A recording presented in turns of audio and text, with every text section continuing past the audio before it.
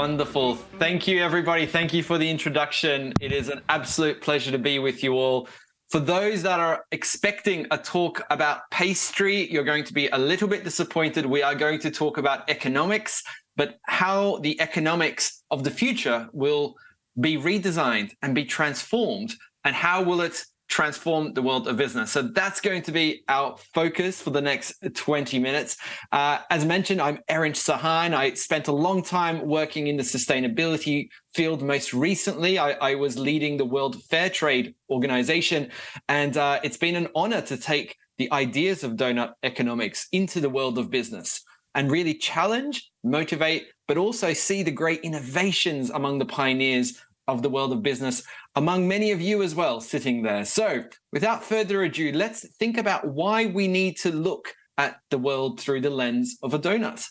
Well, if we look at the 21st century, it has really been a century of crises. We started with a financial meltdown. We led to a climate breakdown. There have been protest lockdowns for people trying to defend nature and its rights.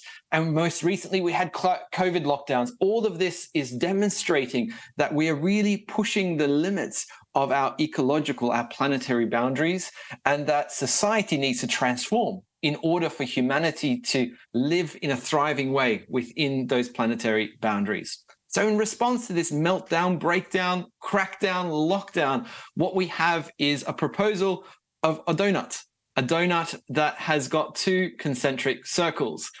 On the outside, we have an ecological ceiling. These are the planetary boundaries, the 9 planetary boundaries that Earth system scientists have told us we must not transgress. We must stay within the boundaries of our planet. We must not overshoot these essential planetary boundaries.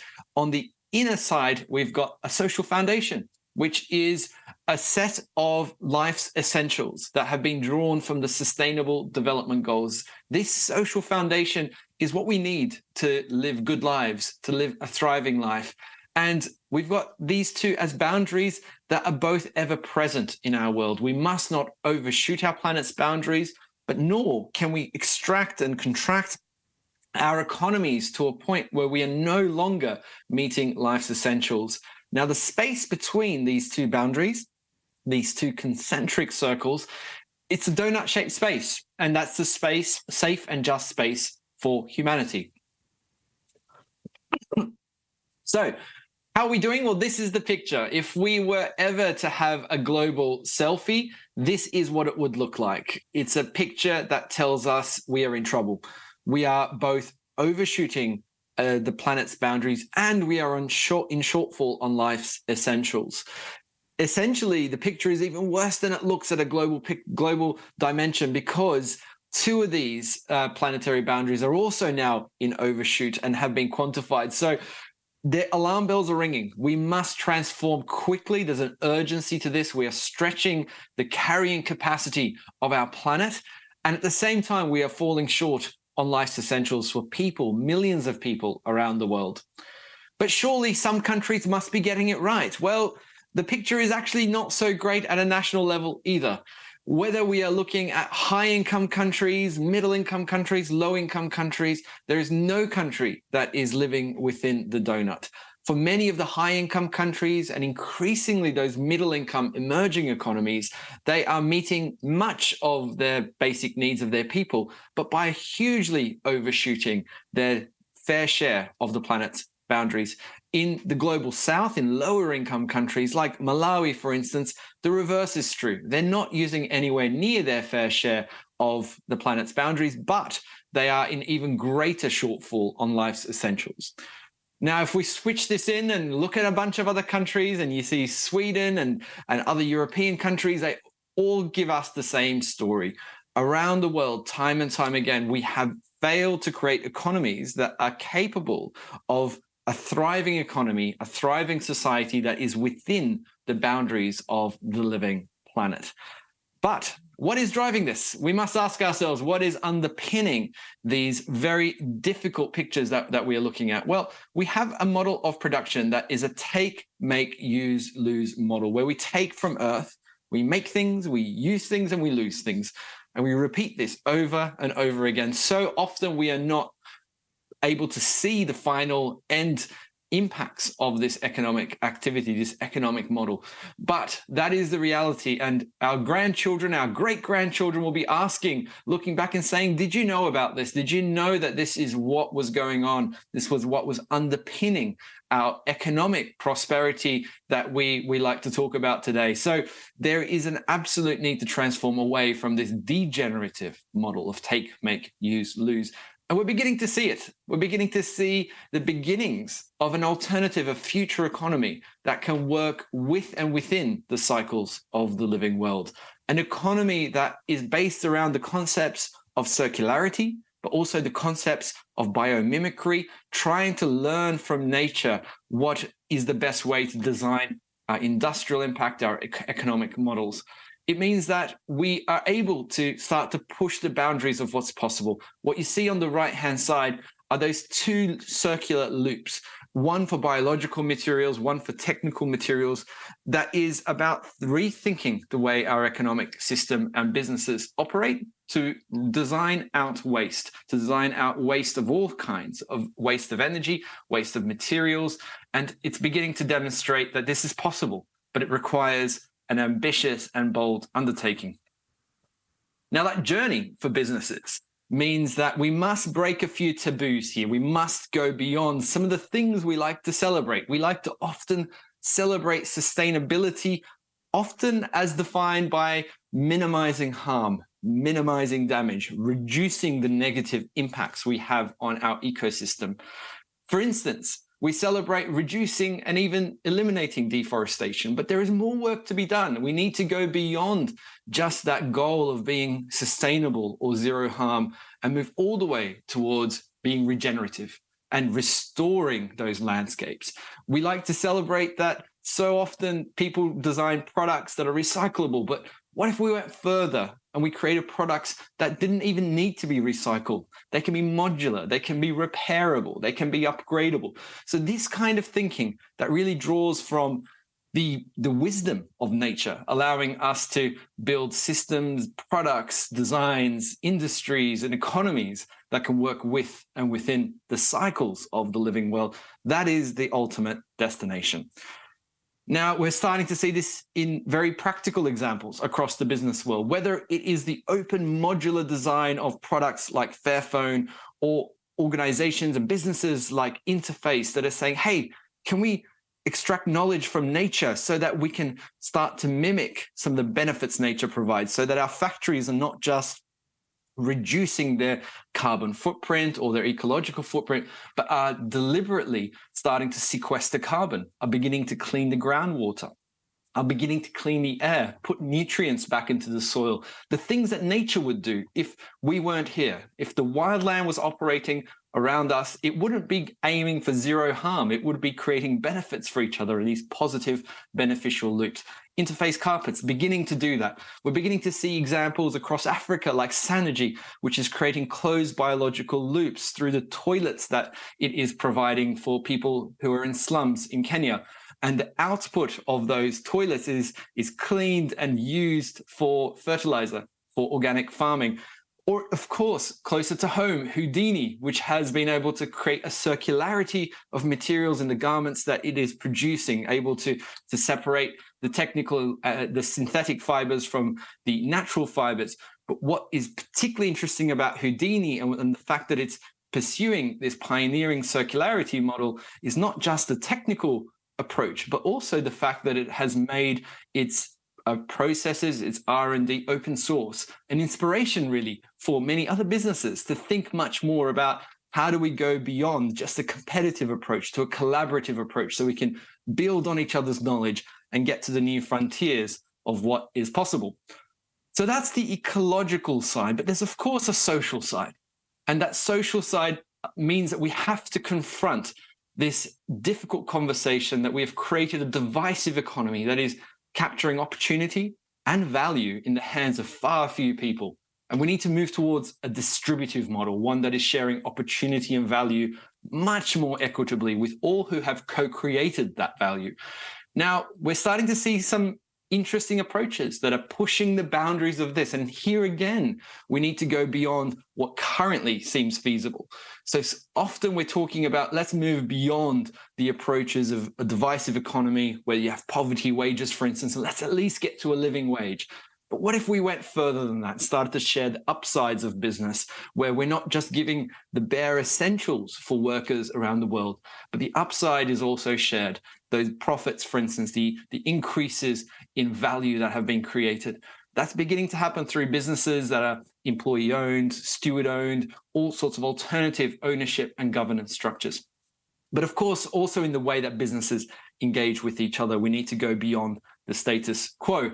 That means that it's not just about that aggressive competition, but going through into partnerships, but even beyond into a distributive mindset. For instance, open source design. I mentioned what Houdini is doing with his product designs, and here is Drupal, an open source community in the technology space doing the same thing. These are the ideas that can really help create that regenerative and distributive economy of the future.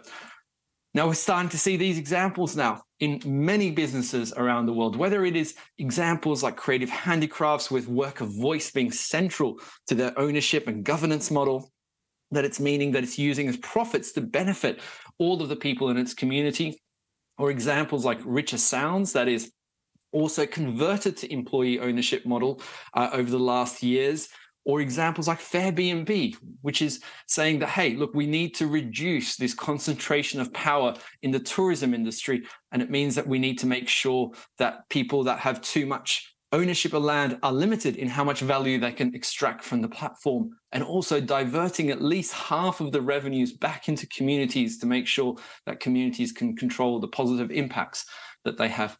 Or examples like Lush, a business that has committed to the fair tax mark, which means it doesn't want to minimize its tax costs, but actually wants to pay its fair share of tax. A very unusual but critically important kind of practice that we need in the business world if we're going to have the essential services, the sort of infrastructure, education, healthcare that we all benefit from and businesses also rely on. So those are some of the ideas we're beginning to see, but I must admit, so many of these are exceptions. They're often the pioneering examples on the margins of what is currently possible. And we spent a lot of this time trying to figure out what it is that is holding businesses back. And we saw a lot of business leaders that were limited by the design of their business. They would know about these ideas. They would want to go further on wages, on product design, on marketing approaches, on all sorts of impacts that they're having.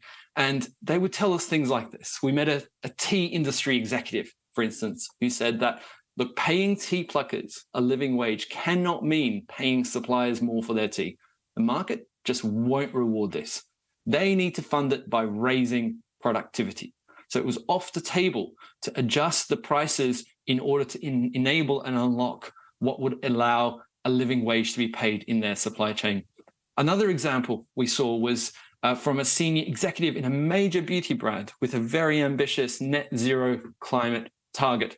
And they told us that, look, in order to meet our target, we should introduce refillable perfume bottles.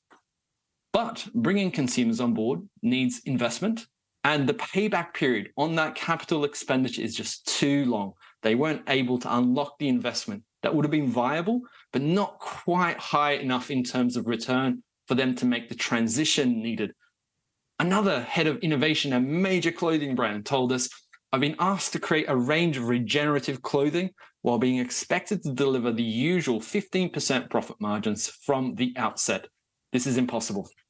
So we are beginning to see that, look, the design of these businesses are holding back ideas that are viable, that are possible, and that would actually make the big difference in our economy.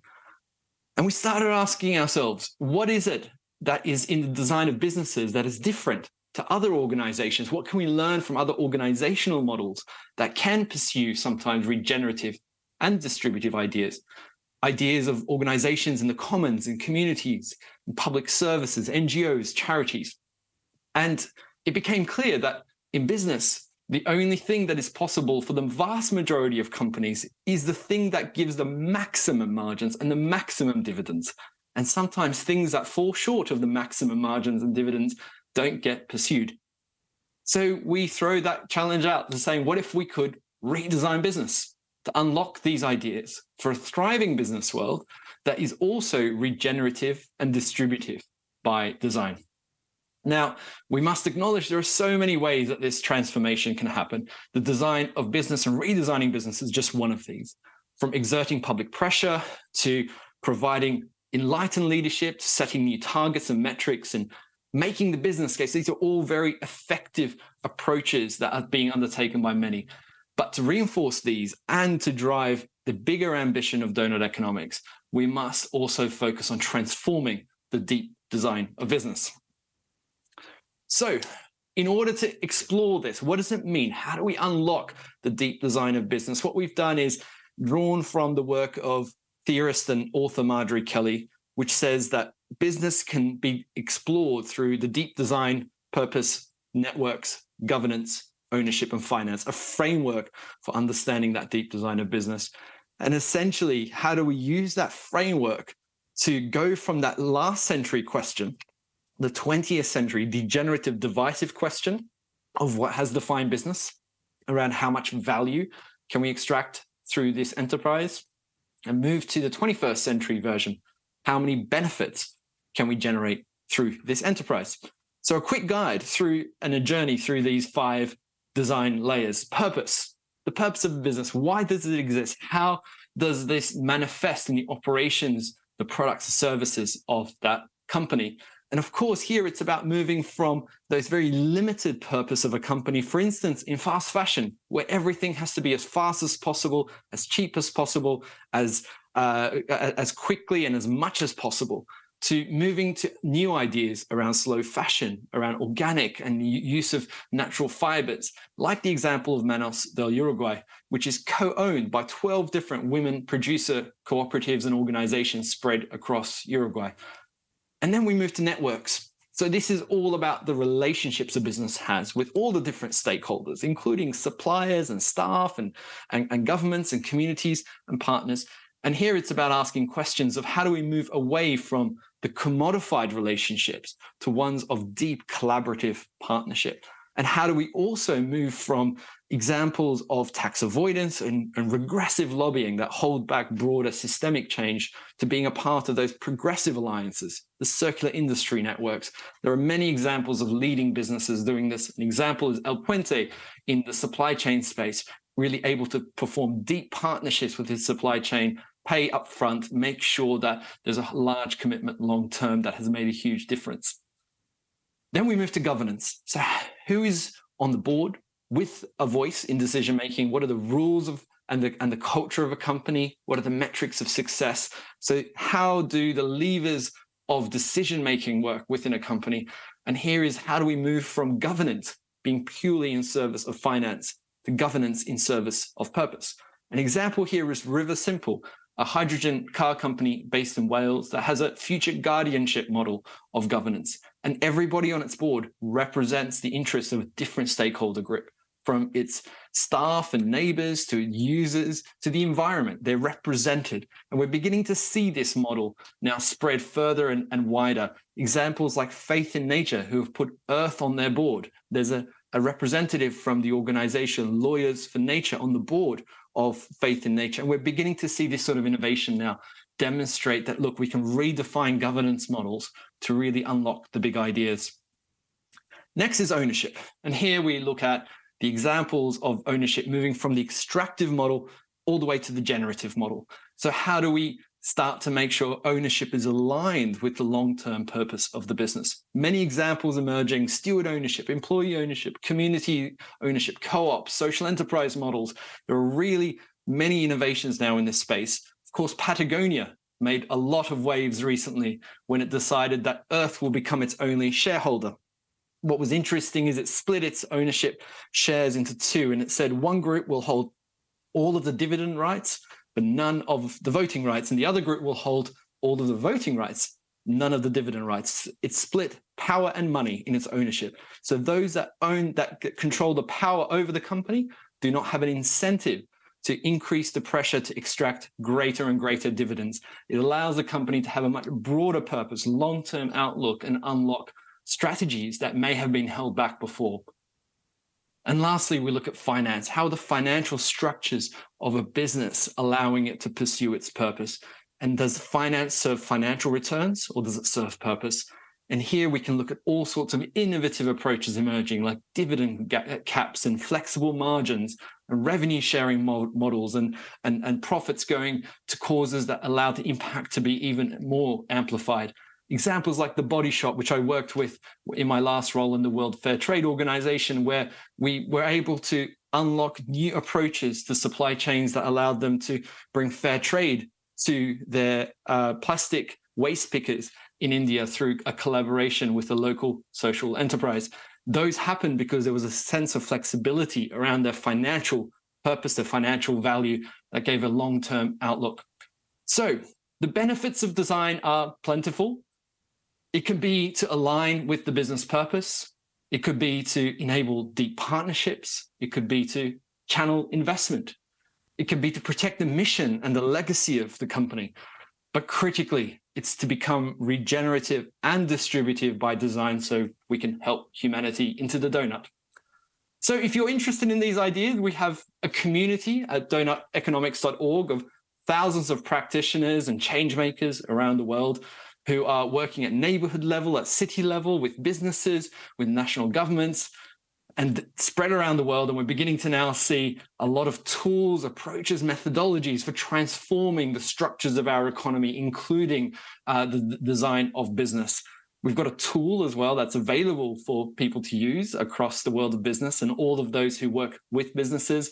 And there are a whole host of organizations now using these tools as it's part of the commons. It's part of a community of practice that is driving this sort of enterprise design transformation more broadly. The tool is this, and I'll end with this final bit, which is the core question that we think at Doughnut Economics Action Lab will define how business aligns with the changes we need. And it's asking ourselves the question, how does the design of a business block transformative action? And how does a redesign of business unlock transformative action? There are some links there at the bottom directly to the tools if you're interested to use, to play with, to engage with within your businesses, with other businesses and communities that you also work with. So wonderful to be with you all virtually from the United Kingdom. And I hope the rest of the day goes well. Thank you.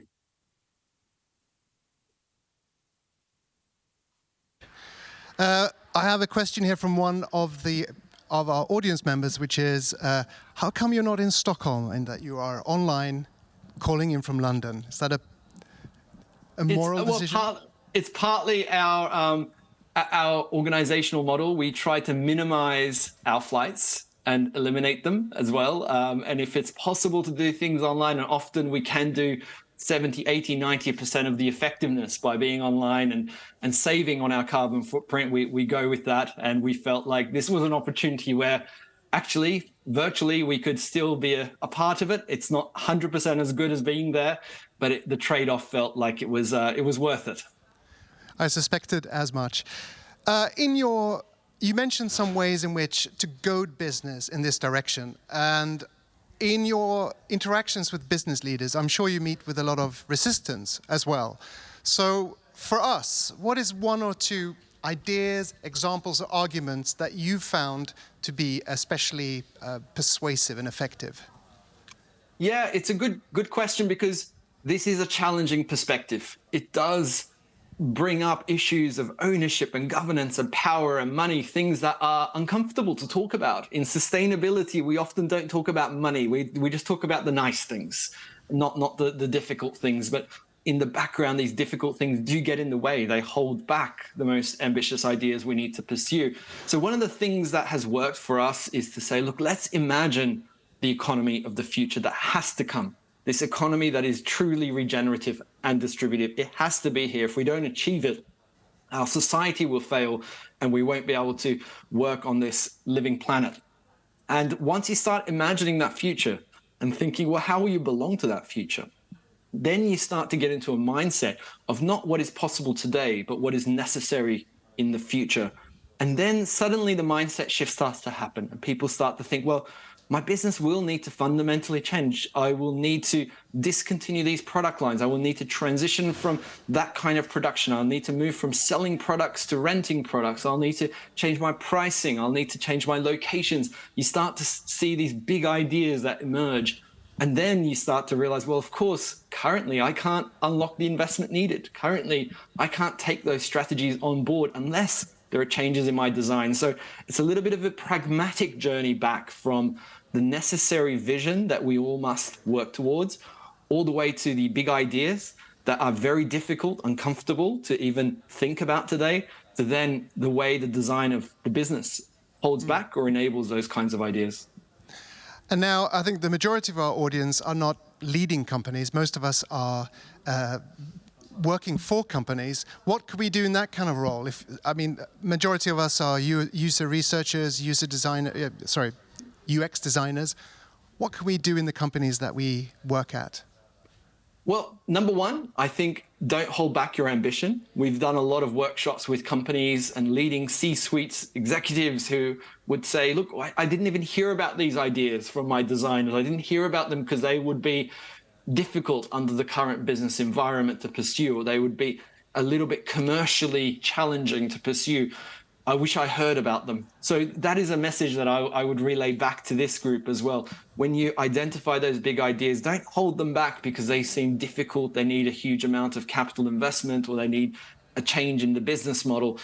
Put them down anyway and challenge the businesses. The second is some of these changes could start small. I mean, they could be about a suggestion of saying, hey, have you thought about the users of your products having some kind of a voice or representative on your board? Have you thought about maybe in your supply chain or in your business more generally impacted stakeholders that might make the board discussions richer? Maybe they can just have an observer seat to begin with. And that really can start a process of realizing that the changes are not just about practice and action, but they're also about the structures of the business in order to unlock and enable those actions. You shared some resources with us, but what's one thing I could watch this weekend or read this weekend? Where should I start? Yeah, I mean, it's very difficult to pick a single thing, but if you're interested in this, we actually have a paper at doughuteconomics.org. It's available through that first tools link that I was sharing, doughuteconomics.org/tools/191. It's the 191st tool that's been put out there. And that paper goes through these ideas in greater detail and how change has happened in companies and the role of the broader ecosystem in driving the kind of change. So I would recommend reading that paper. I will. And thank you so much, Erinch, for joining us today. A big round of applause from Stockholm for Erinch Sahan.